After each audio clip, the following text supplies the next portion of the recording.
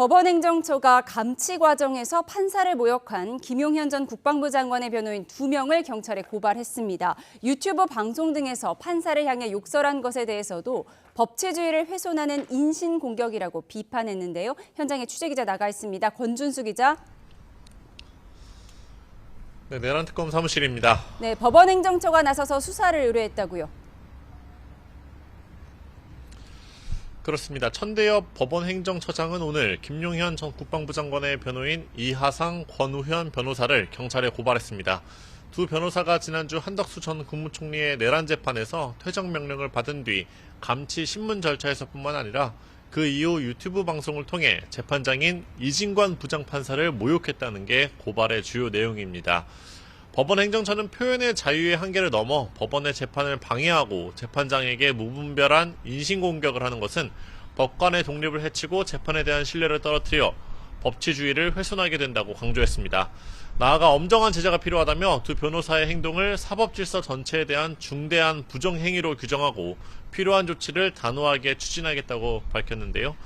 퇴정 명령에 불응해 감치됐던 김용현 전 국방부 장관 변호인들은 이진관 부장판사 등을 상대로 손해배상 청구 소송을 제기했습니다.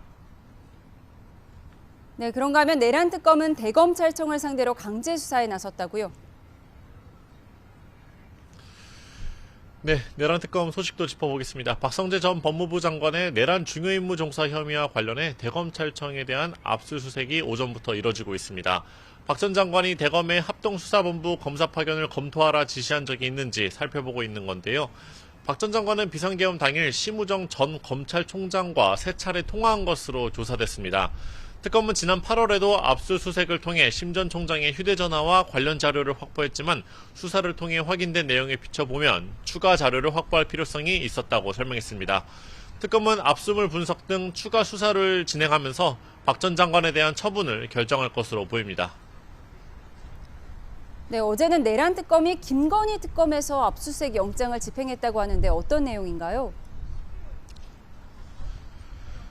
네, 내란특검이 윤석열 전 대통령의 비상계엄 선포 동기를 확인하는 차원에서입니다. 김건희 특별검사팀이 가지고 있는 김건희 씨의 휴대전화 사용 내역을 비롯해 각종 자료를 제출받았는데요.